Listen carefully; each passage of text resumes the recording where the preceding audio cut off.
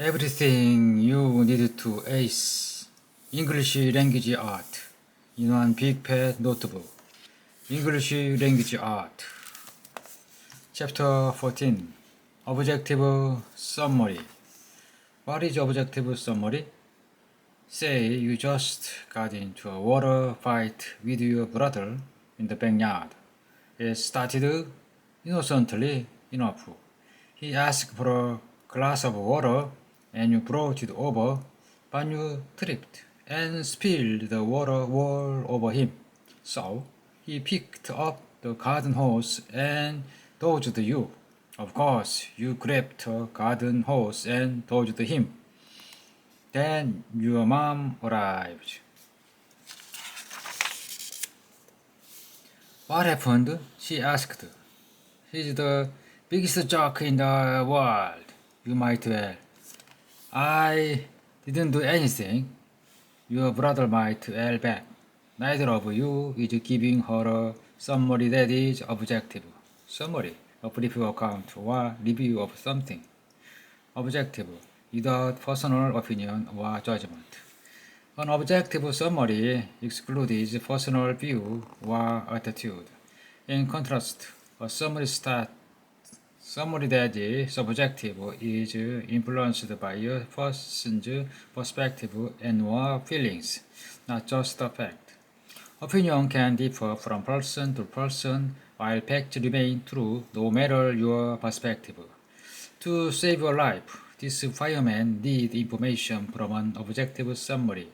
Opinion. Fire is pretty. Opinion. I don't like fires. Opinion. Being a fireman is cool, but is there anyone in the building? To write an objective summary is to paraphrase, say again in different words, or summarize a passage and express the same meaning. Sometimes a paraphrase is briefer and cleaner than the original language. Also, when you talk more of the personal opinion and debatable judgment out of a statement. Sometimes you discover there are only a handful of facts. Example, I couldn't believe it. I never saw anything like this could happen in our neighborhood. But wouldn't you know, the instant I came around the corner, I could see smoke billowing from my neighbor's backyard. I bet it's an enemy overhead, or a gas line explosion, or you know what? It could be the smoking remains of the alien spaceship. The only objective summary then you can make of this passage is that there was smoke coming from your neighbor's yard. It's not just excited neighbors who offer a lot of personal opinion. Writers do it too.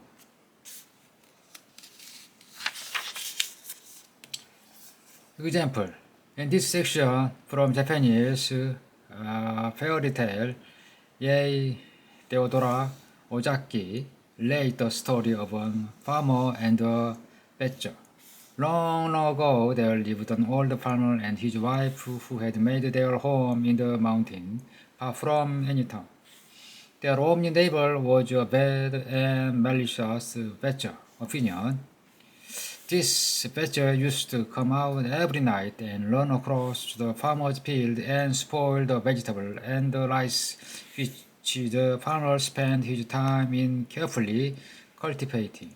The badger at last grew so ruthless in his mischievous work and did so much harm everywhere on the farm that the good-natured farmer could not stand it any longer and determined to put a stop to it. So he lay in wait day and night after night with a big crop, hoping to catch the badger, but all in vain. Then he laid a trap for the wicked animal.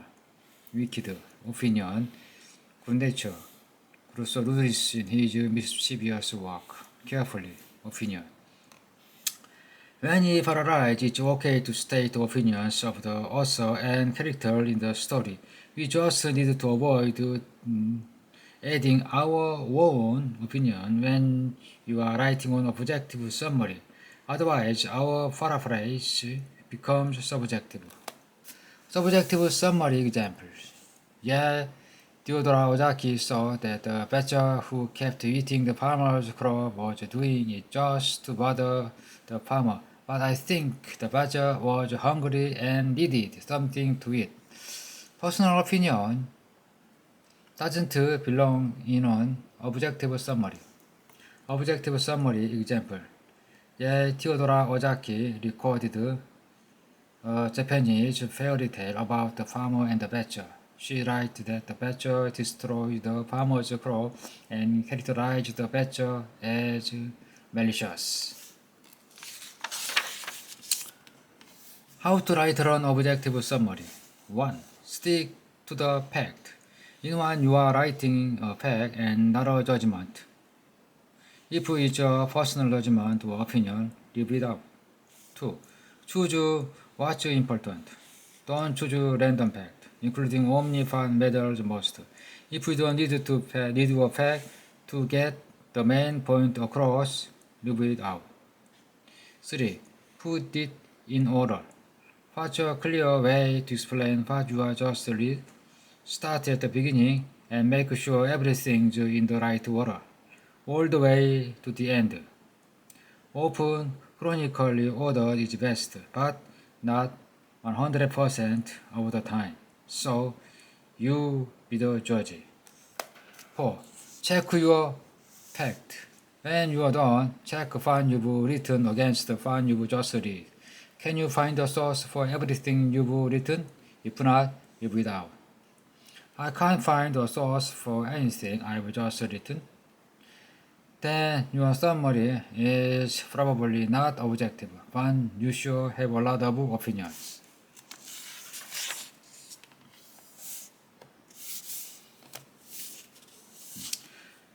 Write a brief objective summary of a thirsty pigeon from Aesop's fables. A pigeon who was very thirsty was water painted on a signboard. Without stopping to see what it was, she flew to it with a loud whir, and testing against the signboard, jarred herself terribly.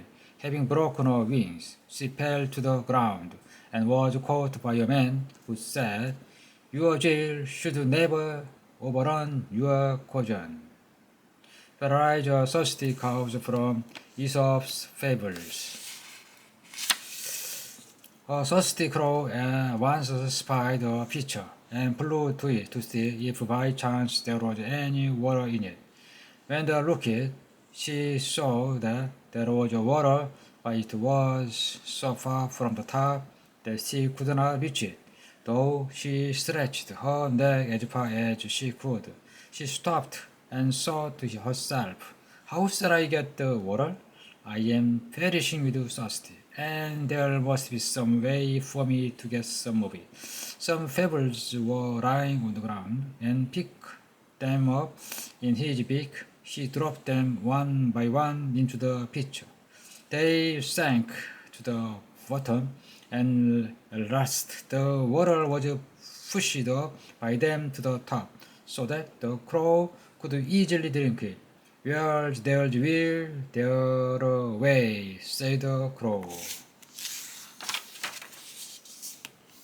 9. A thirsty pigeon flew a goblet of water painted on sign and injured herself. The man who picked her up warned her not to let her jail outrun her caution. 10. A thirsty crow dropped a pebble into a pitcher to raise the level of the water so she could drink it. The crow conveys a lesson. Where there's a will, there's a way.